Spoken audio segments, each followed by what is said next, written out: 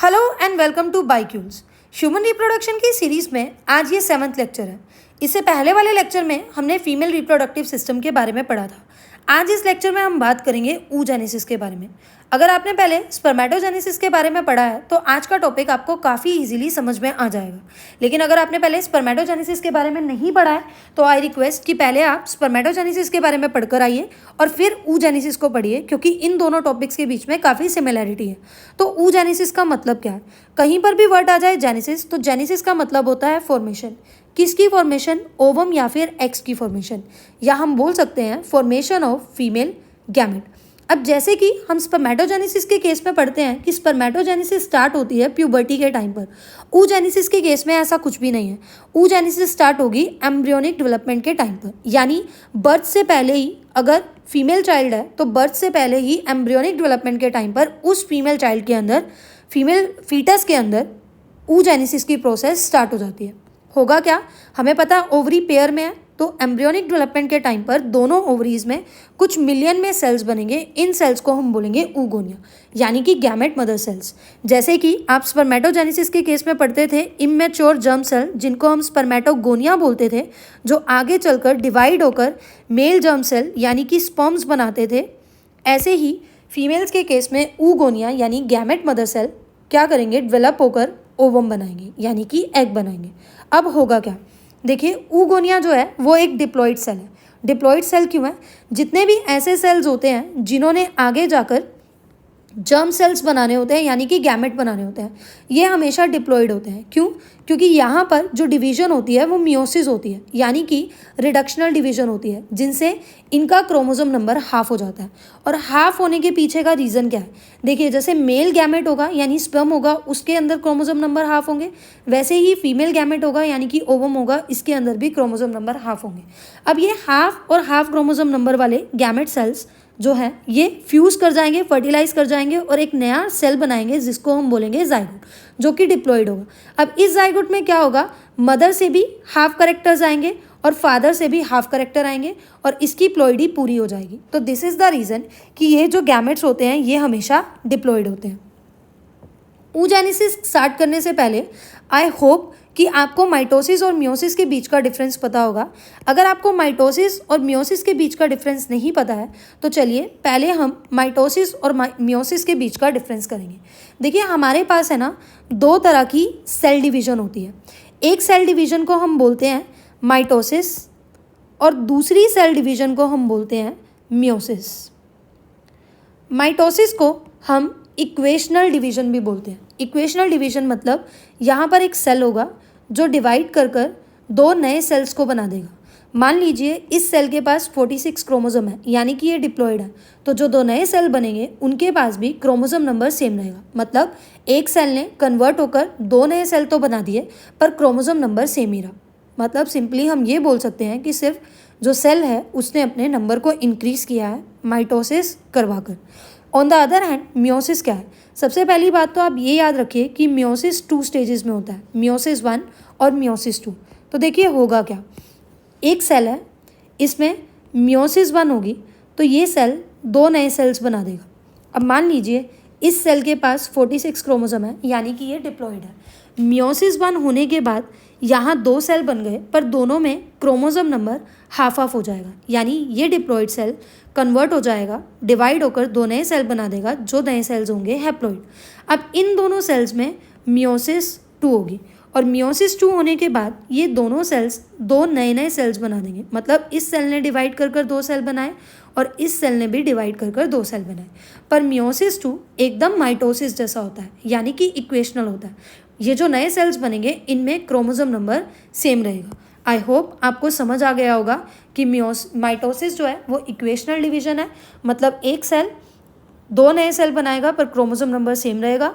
और मियोसिस क्या है? इक्वेशनल डिवीजन है, मतलब कि जो नए सेल्स बनेंगे उनमें क्रोमोसोम नंबर हाफ हो जाएंगे। तो आई होप आपको माइटोसिस और मियोसिस के बीच का डिफरेंस समझ में आ गया होगा। इसके बाद हम बात करते हैं oogenesis के बारे में। चलिए अपने टॉपिक पर आते हैं। तो हमने बात क्या किया है?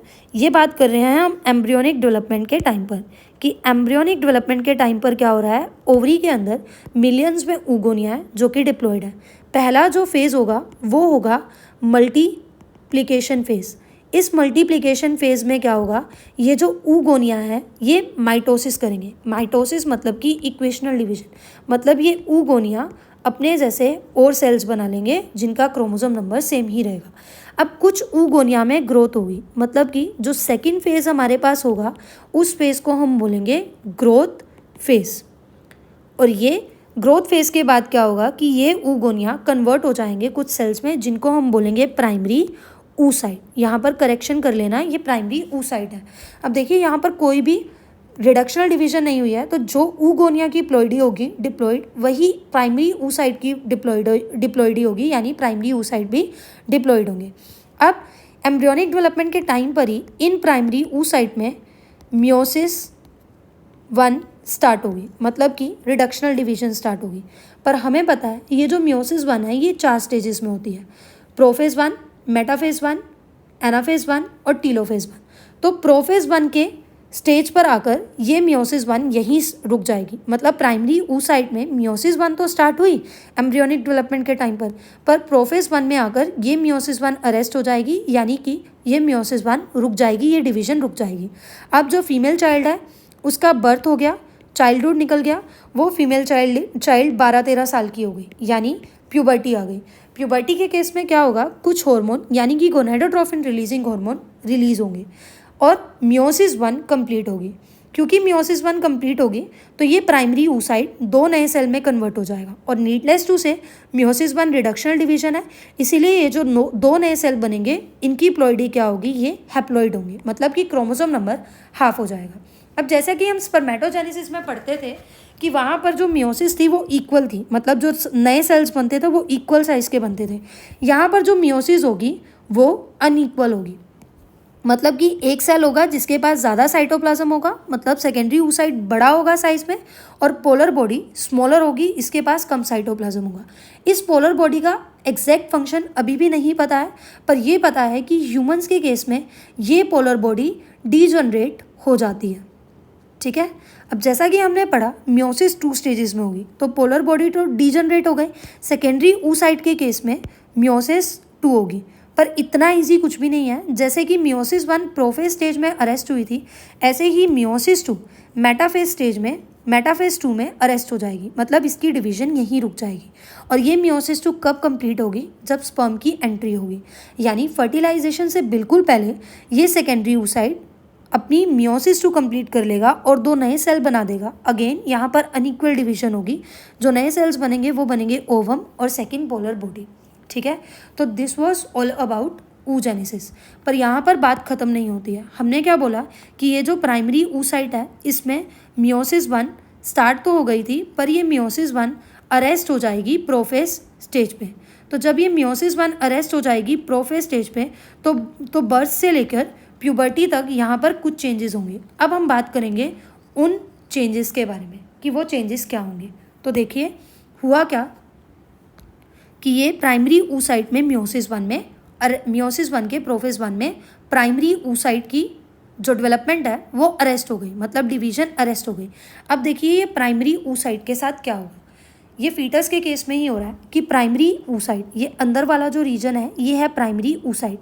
इस प्राइमरी ऊसाइट के बाहर कुछ सेल्स की लेयर आ जाएगी, जिन सेल्स को हम ग्रैनुलोसा सेल्स बोलेंगे, और इस पूरे स्ट्रक्चर को हम क्या बोल देंगे, प्राइमरी फॉलिकल बोल देंगे।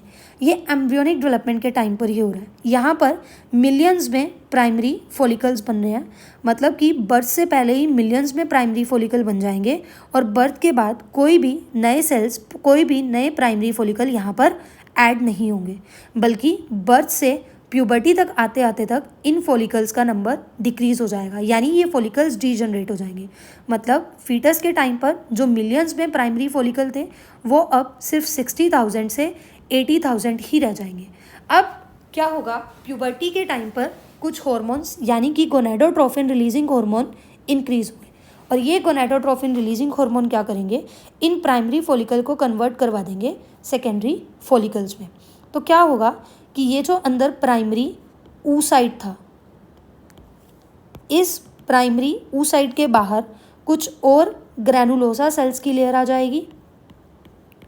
ठीक है, पहले सिर्फ एक ग्रैनुलोसा सेल्स की लेयर थी, अब कुछ और ग्रैनुलोसा सेल्स की लेयर आ जाएगी और साथ साथ में एक नई लेयर बन जाएगी जिस लेयर को हम बोलेंगे थीका लेयर। तो क्या हो रहा है कि प्राइमरी फॉलिकल जब सेकेंडरी फॉलिकल में कन्वर्ट हो रहा है तो बाहर कुछ ग्रैनुलोसा सेल्स की लेयर बढ़ रही है और साथ साथ एक नई लेयर आ रही है जिसको हम बोल रहे हैं थीका लेयर, और इस पूरे स्ट्रक्चर को हम बोल देंगे सेकेंडरी फॉलिकल। अब सेकेंडरी फॉलिकल आगे कन्वर्ट हो जाएगा टर्शियरी फॉलिकल के अंदर और होगा क्या कि यहाँ पर एक फ्लूइड फिल्ड कैविटी डेवलप हो जाएगी जिसको हम बोलेंगे एंट्रम। यानी टर्शियरी फॉलिकल का जो कैरेक्टरिस्टिक फीचर है वो है फ्लूइड फिल्ड कैविटी जिसको हम बोल रहे हैं एंट्रम। उसके अलावा यहाँ क्या चेंजेस होंगे, ये जो थीका लेयर थी ये कन्वर्ट हो जाएगी दो लेयर में, एक अंदर वाली थीका इंटरना और बाहर वाली थीका एक्सटर्ना। अब सेकेंडरी फॉलिकल से जब ट्रांसफॉर्मेशन होती है टर्शियरी फॉलिकल में तो यहाँ पर मियोसिस 1 कंप्लीट हो चुकी होती है, मतलब अंदर ये जो प्राइमरी oocyte है ये कन्वर्ट हो जाएगा सेकेंडरी oocyte में। ठीक है, आई होप यहाँ पर आपको ये बात क्लियर होगी कि सेकेंडरी फॉलिकल जब टर्शियरी फॉलिकल में कन्वर्ट हो रहा है तो यहाँ पर जो ये मियोसिस 1 थी ये कंप्लीट हो जाएगी, मतलब कि ये प्राइमरी oocyte कन्वर्ट हो जाएगा, डेवलप हो जाएगा सेकेंडरी oocyte के अंदर। अब ये टर्शियरी फॉलिकल डेवलप होगी मैच्योर फॉलिकल में जिसको हम बोल रहे हैं ग्राफियन फॉलिकल। ग्राफियन फॉलिकल में क्या होगा, सबसे पहले तो ये जो सेकेंडरी oocyte है ये अपने बाहर एक लेयर बना देगा जिस लेयर को हम बोल रहे हैं जोना पेलुसिडा। जोना पेलुसिडा क्या कर रही है, इस सेकेंडरी oocyte को प्रोटेक्ट करके रख रही है, किससे, ताकि जब स्पर्म आए तो एक ही स्पर्म इस जोना पेलुसिडा को रप्चर कर कर और सेकेंडरी oocyte को यानी कि ओवम को फर्टिलाइज कर पाए। ठीक है, यानी ये इंश्योर कर रही है कि पॉलीस्पर्मी ना हो। तो हमने बात की है oogenesis के बारे में, और oogenesis में हम बात कर रहे हैं कि ये जो प्राइमरी oocyte के अंदर मियोसिस 1 में प्रोफेज 1 में अरेस्ट होगी डिवीजन, तो इसके बाद इन प्राइमरी oocyte का क्या होगा। एक बार दोबारा से रिकैप लेंगे, हम इस चीज़ को रिपीट करेंगे ताकि आपको ज़्यादा अच्छी तरह समझ में आए। तो हमने बात की है कि प्राइमरी oocyte था, इस प्राइमरी oocyte की हमने बात की है कि प्राइमरी oocyte था और इस प्राइमरी oocyte की जो डिवीज़न हो रही है मियोसिस 1 ये रुक गई है। ठीक है, अब होगा क्या कि इस प्राइमरी oocyte के बाहर कुछ सेल्स की लेयर आ जाएगी जिन सेल्स को हम क्या बोलेंगे, ग्रैनुलोसा सेल्स बोल देंगे, और इस पूरे स्ट्रक्चर को यानी प्राइमरी oocyte और ग्रैनुलोसा सेल के स्ट्रक्चर को हम बोलेंगे प्राइमरी फॉलिकल। ये एम्ब्रियो के टाइम पर ही हो रहा है, फीटल डेवलपमेंट के टाइम पर ही हो रहा है, मिलियंस में ये फॉलिकल बनेंगे और बर्थ के बाद और नए फॉलिकल ऐड नहीं होंगे, बल्कि बर्थ से प्यूबर्टी तक ये जो मिलियंस में प्राइमरी फॉलिकल थे ये सिर्फ 60 से 80,000 तक ही रह जाएंगे। अब क्या होगा, ये जो प्राइमरी फॉलिकल थे इनमें अब क्या होगा कि प्राइमरी oocyte के बाहर पहले सिर्फ एक ग्रैनुलोसा सेल की लेयर थी, अब ऐसी और ग्रैनुलोसा सेल्स की लेयर आ जाएगी, ऐसी और ग्रैनुलोसा सेल्स की लेयर आ जाएगी और इसके बाहर एक और लेयर आ जाएगी जिसको हम बोलेंगे थीका, और इस पूरे स्ट्रक्चर को हम बोलेंगे सेकेंडरी फॉलिकल। अब जो गोनेडोट्रोफिन रिलीजिंग हार्मोन है और इंक्रीज हो रहे हैं और ये सेकेंडरी फॉलिकल कन्वर्ट होगा टर्शियरी फॉलिकल में। टर्शियरी फॉलिकल में जब ये सेकेंडरी फॉलिकल कन्वर्ट होगा तो यहाँ पर मियोसिस 1 भी क्या होगी, कंप्लीट हो जाएगी और ये प्राइमरी oocyte कन्वर्ट हो जाएगा सेकेंडरी oocyte में, और इसके बाद ऐसे ही ये ग्रैनुलोसा सेल्स की लेयर रहेगी। पर करेक्टरिस्टिक फीचर क्या होगा टर्शियरी फॉलिकल का कि अंदर एक फ्लूइड फिल्ड कैविटी डेवलप हो गई है जिस फ्लूइड फिल्ड कैविटी को हम एंट्रम बोल रहे हैं। और तो और ये जो थीका लेयर थी ये भी दो में कन्वर्ट हो जाएगी, थीका इंटरना, और दूसरी जो बाहर वाली लेयर होगी उसको हम बोलेंगे थीका एक्सटर्ना। ठीक है, तो ये था करेक्टरिस्टिक फीचर टर्शियरी फॉलिकल का कि अंदर फ्लूइड फिल्ड कैविटी है। अब ये जो टर्शियरी फॉलिकल है ये कन्वर्ट होगी मैच्योर फॉलिकल में, यानी कि ग्राफियन फॉलिकल में। होगा क्या, ये जो सेकेंडरी oocyte था ये अपने बाहर एक लेयर सीक्रेट कर लेगा जिस लेयर को हम बोलेंगे जोना पेलुसिडा।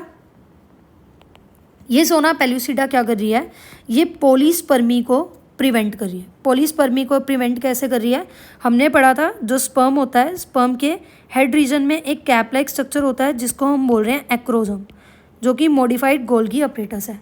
इस एक्रोसोम के अंदर कुछ एंजाइम है जो जोना पेलुसिडा को पेनिट्रेट करेंगे और ओवम के साथ फर्टिलाइज कर जाएंगे, है ना। तो ये जोना पेलुसिडा एक प्रोटेक्टिव कवरिंग है जो कि ओवम खुद सीक्रेट कर रहा है और जो ओवम को बचा रही है पोलीस्पर्मी से। तो ये सेकेंडरी oocyte, इसके बाहर जोना पेलुसिडा, ऐसे ही सेम इधर क्या होंगे ग्रैनुलोसा सेल्स की लेयर, इधर होगी फ्लूइड फिल्ड कैविटी एंट्रम, बाहर थीका इंटरना और अंदर थीका इंटरना और बाहर थीका एक्सटर्ना। और इस पूरे स्ट्रक्चर को हम क्या बोलेंगे, ग्राफियन फॉलिकल बोलेंगे, ठीक है। ये ग्राफियन फॉलिकल आगे जाकर क्या होता है, मेंस्ट्रुअल साइकिल में आप इसको पढ़ोगे कि ये ग्राफियन फॉलिकल 14th डे पर यानी ओव्यूलेशन के टाइम पर रप्चर होता है और इसके अंदर से रिलीज होता है ओवम, या फिर ये बोल सकते हैं सेकेंडरी oocyte। और इसकी जो बची कुची लेयरिंग होती है वो क्या बना देती है, एक स्ट्रक्चर बना देती है कॉर्पस ल्यूटियम। और ये कॉर्पस ल्यूटियम क्या करेगा, प्रोजेस्ट्रोन को सीक्रेट करेगा और प्रोजेस्ट्रोन क्या करेगा, प्रेगनेंसी के लिए एंडोमेट्रियम को मेंटेन रखेगा। आई होप आपको ये टॉपिक समझ आया होगा। ये जो लास्ट वाला पॉइंट है इसके बारे में आप डिटेल में मेंस्ट्रुअल साइकिल में भी पढ़ेंगे। आई होप आपको ये टॉपिक समझ आया होगा। If you like this video then please like, subscribe and share बाइक्यूल्स। Thank you so much.